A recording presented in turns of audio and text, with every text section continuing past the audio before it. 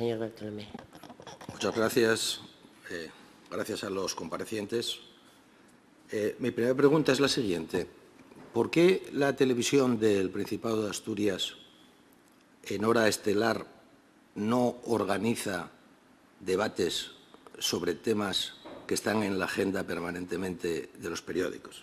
Por ejemplo, yo qué sé, la reordenación espacial de la Universidad de Oviedo o los fondos europeos o, en fin, el problema de salud mental infanto-juvenil.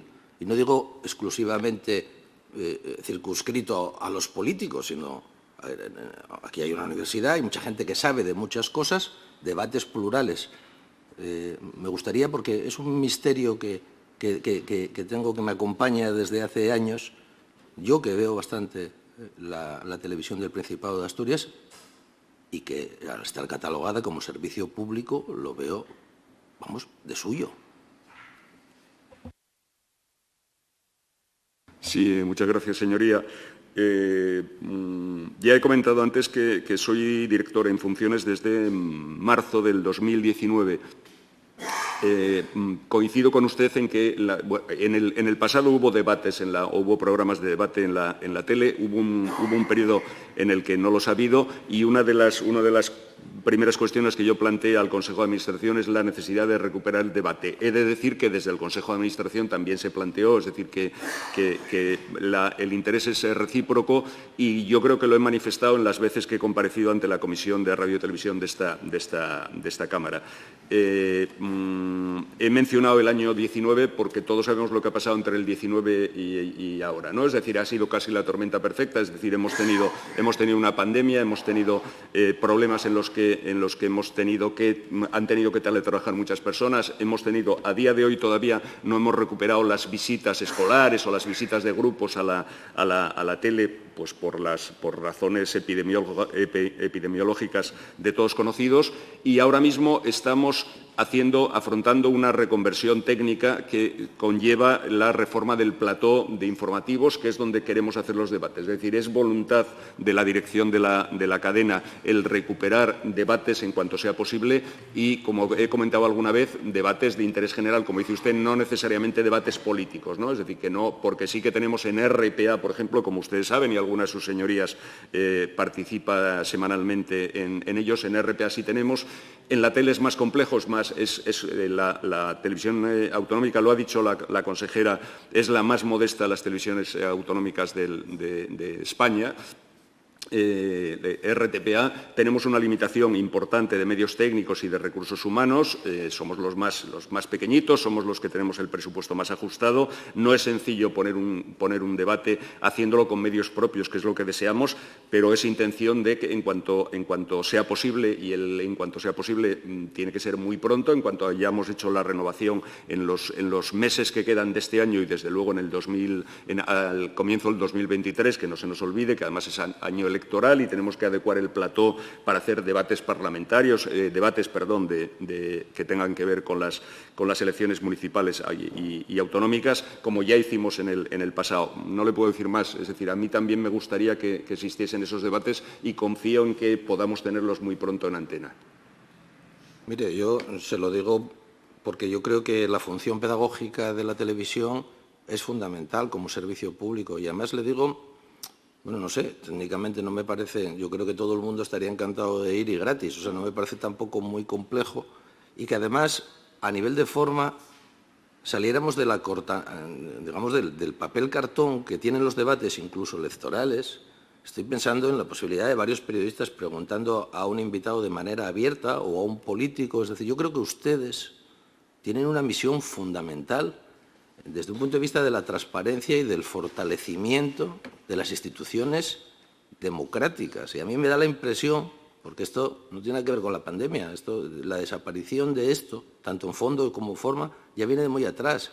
Y tengo la sospecha de que no interesa. Y yo creo que eso no es bueno, un servicio público. O sea, a mí me da envidia cuando pongo las televisiones internacionales públicas, la francesa o la inglesa, y veo... en fin, y oigo lo que oigo. O sea, yo creo que ustedes, si algo justifica el que haya una televisión pública, y desde luego tienen todo mi apoyo, es esto. Entonces, perdóname, señor director general en funciones, pero me ha sonado un poco a excusa.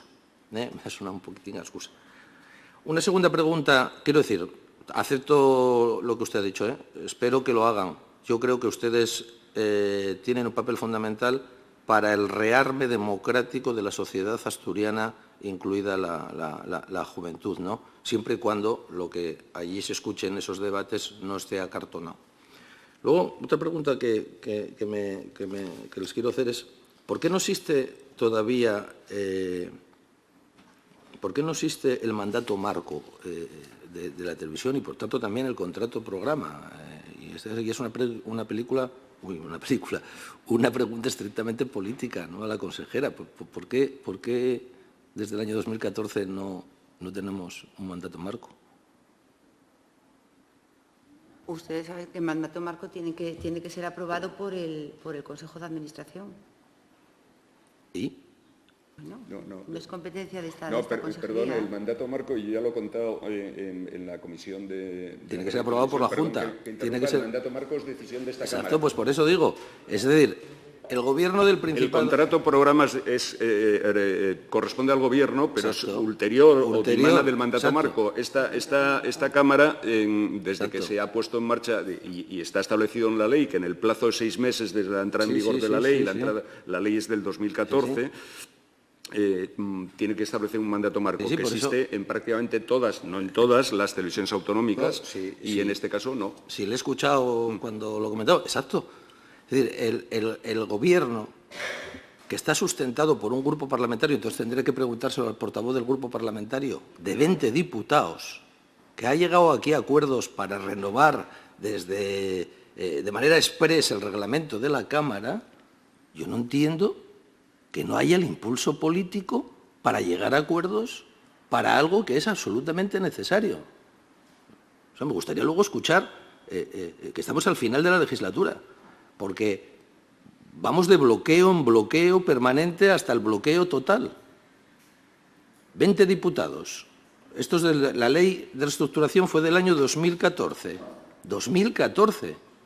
Han pasado 8 años. Vamos ya a entrar en el año 23. Y no hemos conseguido, respecto a un servicio público esencial, que se impulse desde el grupo que sustenta al Gobierno, en el cual entiendo yo que el Gobierno tendrá algo que impulsar también. Este contrato marco que permitiría precisamente, señor Orejas, estoy totalmente de acuerdo con usted, el contrato programa absolutamente necesario. Hay una ponencia, efectivamente, hay una ponencia de esta Junta General del Principado del año 2020. Entonces, por eso se hacía la pregunta a la consejera. Si ustedes, es decir, ¿qué piensa el Gobierno, repito, sustentado por este grupo parlamentario, sobre este bloqueo, uno más? Luego le voy a hablar de la ley de transparencia, que sería otro ejemplo, porque además, por cierto, esto tiene bastante que ver el papel que pueda jugar en Asturias la televisión con la transparencia.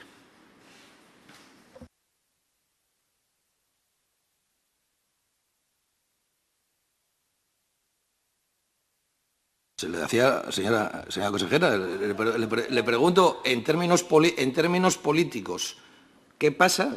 ¿Qué planes tiene el Gobierno que no se ha activado por parte del Grupo Parlamentario Socialista el llegar a acuerdos en esta Cámara para el contrato marco?